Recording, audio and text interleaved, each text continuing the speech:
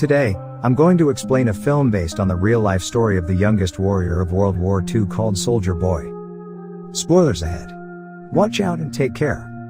The movie begins in Russia where a family of 3 sit by the river, enjoying their time. The youngest of them, Seryozha Aleshkov, boasts to his elder brother and mother about him being on top of a tree, when suddenly, German fighter jets fly overhead. The mother asks her kids to quickly hide in the bushes, but the 6-year-old claims he is not scared and strikes the jet with a slingshot. To everyone's surprise, he manages to hit the jets and explode them. But when he looks around, his family is gone. Sergei wakes up frightened from the dream and calls for his mother. Just then, someone knocks on his door. Assuming it is his mother, he runs towards it, but a neighbor woman comes in panicking.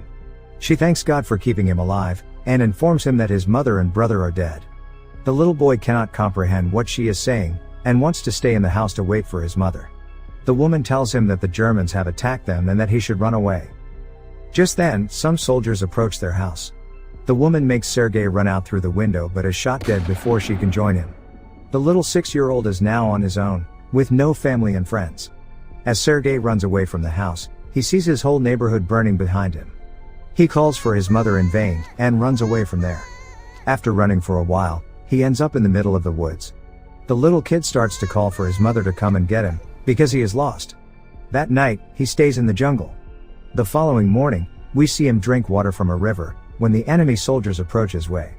Sergei, knowing that they are dangerous, quickly hides inside a tree's roots. He is startled when a snake comes nearby, but doesn't utter a word or run away. Sergei is more scared of the soldiers than of the snake. The soldiers eat by the river and go away, after which Sergei takes their leftover food and devours it for the night. However, by the end of the day, the little boy is exhausted. He hasn't had a proper meal in 2 days and has been walking with no destination. He falls down as he limps but doesn't stop walking. While on his way, he sees wild berries and devours them, but just then, an explosion occurs behind him, taking him by surprise. The boy gets dizzy and starts to hallucinate someone coming behind him. However, even in such conditions, he stands brave and tells the person he has a rifle and is not scared. He limps forward but falls unconscious after a while. While he is asleep, 2 soldiers approach him. The scene cuts to the Russian army base where Commander Kuznetsov waits for his patrol soldiers. They come in with the little kid who is injured and weak. When the soldiers claim they are on his side, the little boy opens up and introduces himself. The soldiers laugh when the kid shakes his hand with the commander, suggesting he introduce himself too. The soldiers feel affectionate with the little kid, and circle him around. They make him drink water and feed him. Even the otherwise cold commander takes care of the kid. A nurse named Katya dresses Sergei's wounds, and is charmed by his personality too. The kid asks her to draw a tank on his wounds, because he wants to be a soldier when he grows up. Even the injured soldiers talk to the kid, and feel lighter. Sergei is fascinated with the commander's gun and his badge. The commander too answers all the little boy's questions, and lets him play with his honorary pistol after taking the bullets out. Sergei shows him the tank drawn on his stomach, and boasts about being a soldier himself. The boy is healing very quickly. The nurse Katya asks the commander to let the boy stay with the battalion, but he disagrees, claiming that it won't be safe. He wants to send Sergei to an orphanage. The soldiers spend all their free time with Sergei. He is visited by many throughout the day. They bring him food sent by their families from afar, and even let him play with their binoculars. One day, a soldier goes to the commander to ask him to let the boy stay with the battalion.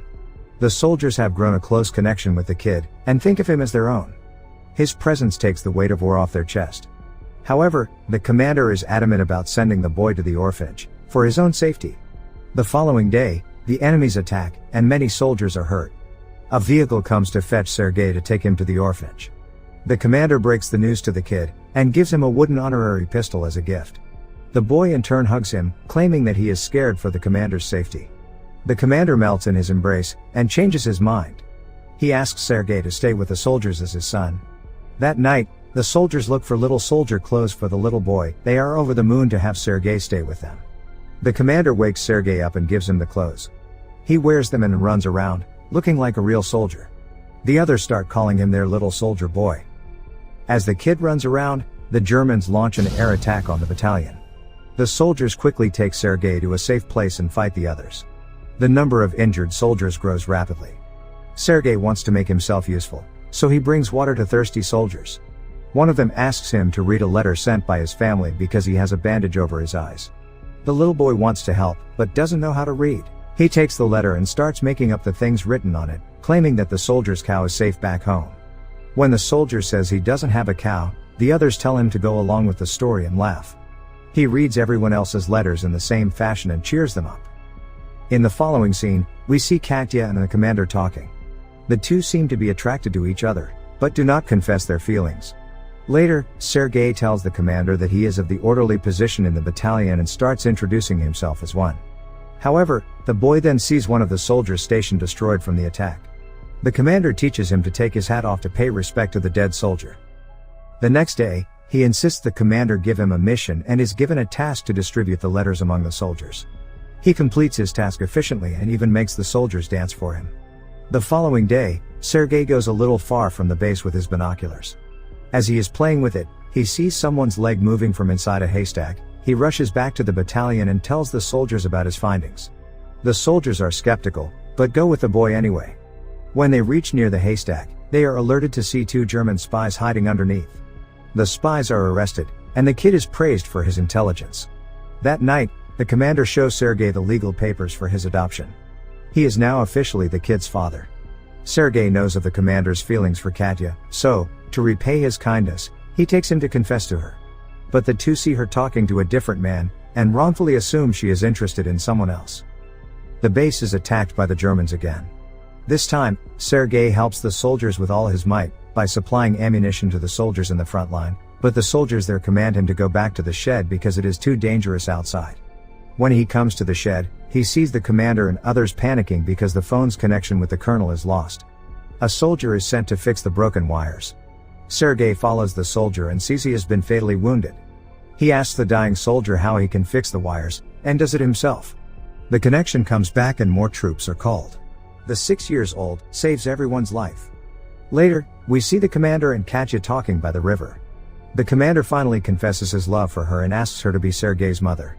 Katya is over the moon, but before she can say anything, a soldier approaches them and gives the commander a letter, saying they have been dispatched from the base.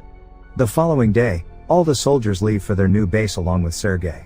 However, on their way, they come across a minefield that blows off some of their vehicles. The commander is hurt while the group's orderly, who Sergei was close with, dies in the explosion.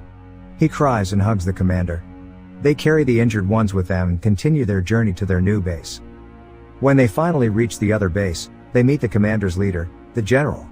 He too is impressed by the kid's ambition, and congratulates the commander for having such a smart kid. The following day, their division is awarded a guard's banner, and so is the boy. He promises to save his country when the general gives him his badge.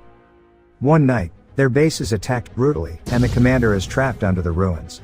Sergei cries for his father and tries to save him. He calls the other soldiers, who finally bring the commander out. The next day, Sergei approaches an injured commander. His hands were hurt while trying to save the commander.